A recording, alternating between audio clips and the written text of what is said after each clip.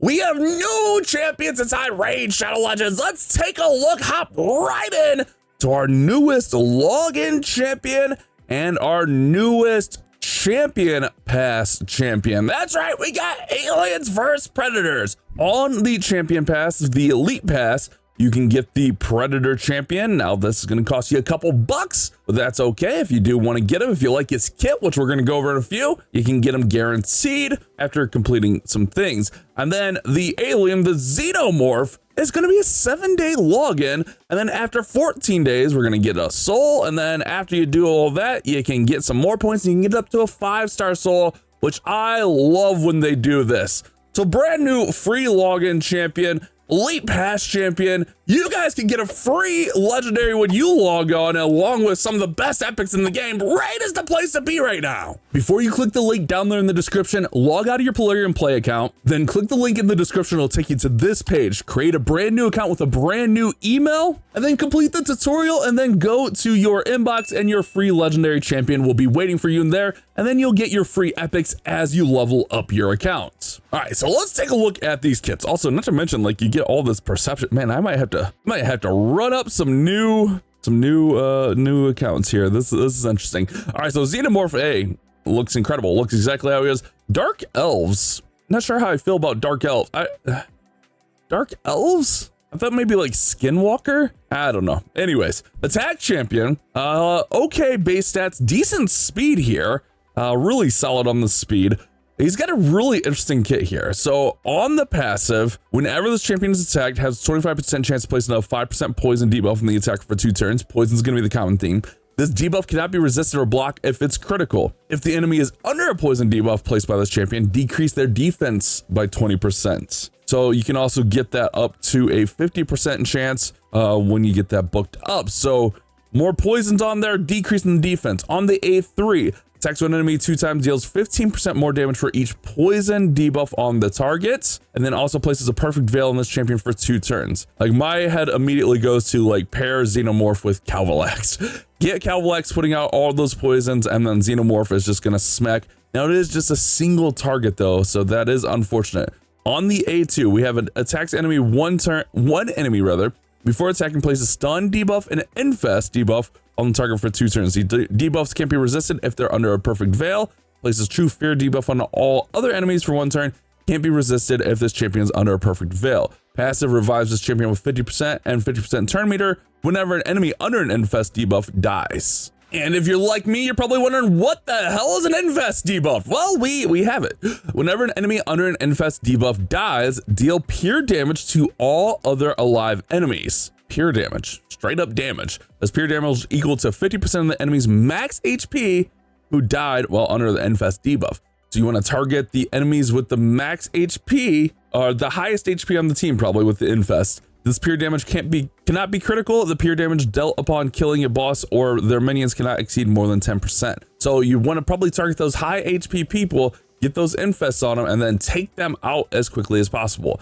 So pretty interesting, like, little concept there. Also, you can get the damage up there, get that cooldown to 3 turns. On the A1, attacks one enemy, places a 5% poison for 2 turns, places 3 5% poisons if it's critical. Also places perfect veil for 2 turns. I don't know, it seems like a very interesting kit. No AoE on there kind of like kills the vibe for me, but I think at bare minimum, like, we can have some fun with it. I feel like the infests could be really interesting, especially along with these poisons. Like, you can get some, like, you get the infest in there quickly, and then you get some poisons. I think you make Xenomorph go fast and just attack. I mean, the speed is solid. I don't mind Xenomorph. Is it going to be a game changer? I'm not sure. It seems okay. It seems okay. I'm interested to see where people are going to be using the Xenomorph. What you guys think of him? Let me know down there in the comment section. Let's go ahead and let's check out the Predator and see what Predator is all about. So for Predator, you have to buy the pass, but you also get all of this nice gear and stuff in here. You get some good glyphs, you get some chickens, and then we all get the feast for free, so that's good. But then at level 25, you get the Predator. What does the Predator do? Let's find out. Lizardmen. All right, I mean, I don't mind that. HP based champion. It's gonna have HP in all arena battles. On the passive, we're gonna have at the start of the turn, places a perfect veil on this champion for 1 turn. I mean, for Predator, makes sense. He's gonna cloak up, he's gonna do his thing. Before this champion takes turn, also initiates 50% chance to evade an enemy skill and all of its accompanying effects. This initial chance reduces to 0% after the first turn in a round. Whenever this champion kills an enemy, grants the champion a 20% chance to evade enemy skills and accompanying effects, stacks up to 60%. So the ability to evade in there, I like that a lot. I mean, it kind of feels like what Predator should be. On the A3, attacks one enemy before attacking, places a Hunter's Gaze debuff for 1 turn. I mean, that's what Chimera does. It's pretty annoying. This debuff can't be resisted if they're under a veil or perfect veil. If Predator is, and remember, at the start of each turn, we're going to be placing a veil, so he should be under there. So can't be resisted, most likely. If this attack kills an enemy, places a block revive debuff and a Hunter's Gaze debuff on a random alive enemy for 1 turn. Hunter's Gaze debuff can't be resisted if this champion's under veil or perfect veil. So it feels like we don't really even need a lot of accuracy because he's going to have the veil or perfect veil from the passive, right? Like, I guess it's the start of each round, so it could get stripped. If this attack does not kill an enemy, places perfect veil on this champion for 2 turns, fills turn meter by 50%, damage based on HP. And then for the Hunter's Gaze, since we were just talking about that, damage dealt to a champion under Hunter's Gaze can't be decreased, blocked, redirected, or transferred. Applies to damage dealt directly by skills and not from debuffs, passive, masteries, etc. Damage dealt to a champion under the Hunter's Gaze debuff will ignore unkillable block damage, increase defense, strengthen, ally protection. So pretty much it's just going to ignore all of that stuff that's going to decrease defense and just deal massive amounts of damage in there. So this can really hit, set up some really hard hits in there. I don't mind this at all. Actually, no, this will actually hit pretty hard because it's before attacking. I like that quite a bit. And it's got like the block revives in there, and then it's going to transfer that Hunter's Gaze. I like that quite a bit. I'm not going to lie. On the A2, we have an AoE. Attacks all enemies 2 times. After hitting the initially selected targets, all other enemies will be hit in a random order. So kind of like Thor's hammer. For the first hit, the damage received by the initially selected enemy will be increased by 75%. The first hit, we're getting 75% more damage.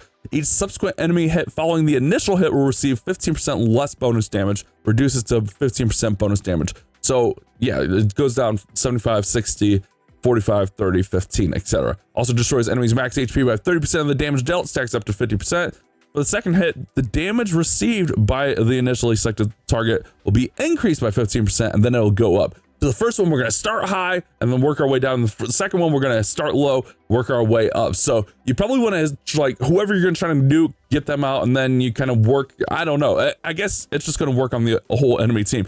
I like this skill a lot. That's really nice. I like the Predator a lot. I'm not going to lie. Like, I'm really leaning into this pass. The attack ignores 15% of each target's defense if this champion's under a veil or perfect veil, which he should be. So yeah, I like that skill. That's a cool skill. I like that a lot. On the E1, attacks one enemy, heals 30% chance of the damage. Whenever this champion successfully invades an enemy skill and all of its accompanying effects, counterattacks. All right, so it's going to counterattack and heal when he has the evade going on. I like Predator's skill set a lot, and he's HP based, so he should be really easy to build. Decent speed on here, pretty solid stats.